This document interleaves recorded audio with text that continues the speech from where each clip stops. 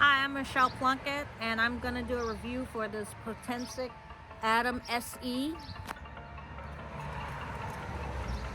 Number one, I am an amateur drone flyer, you know what I mean?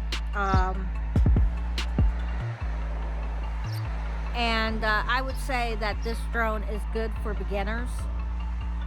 Today was my second flight test of it, and so far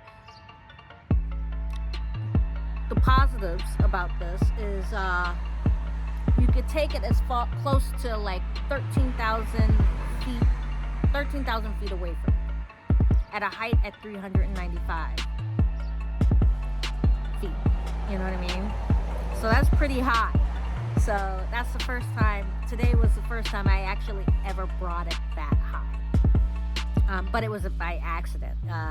While landing, it decided to take the entire height before landing. And I'm like, oh my God, where are you going? Where are you going? But it came back and it landed in its exact spot. However, there are a few cons that I didn't like about this drone, which I'll probably wind up getting a DJI over it once I get good with this drone.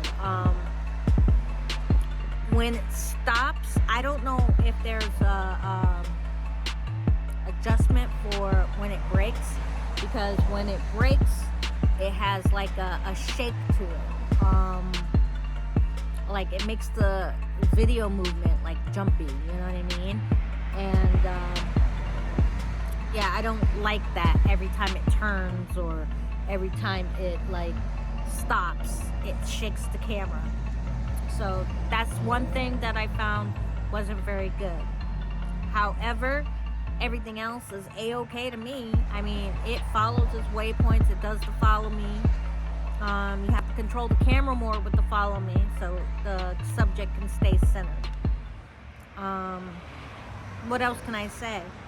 And about it being cheap, let me tell you something. There are DJI that are like extremely good DJI used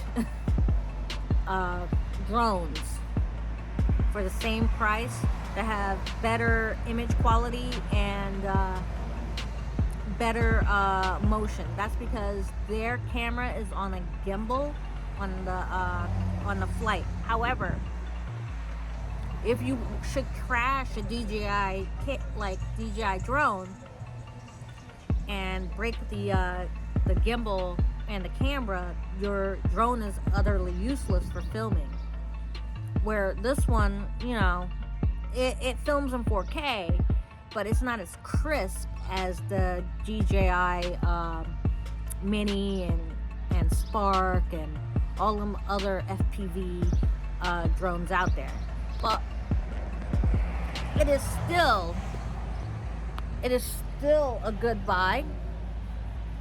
But I wouldn't get it at the price that they have it at, because it's not as good as the DJI drones. I'm sorry about that. It's not. But it is good to learn on. That's all I can say. But they say it's professional. It's not professional. You would have to go through a lot to make your footage on it look professional. Like stabilizing the video, because the video can be shaky just with turns and when it stops. But if there's a way, and anybody knows how to slow down the braking and make the turns a lot smoother, I'd like to know. Till then, subscribe, like, and comment this video. Thanks, guys.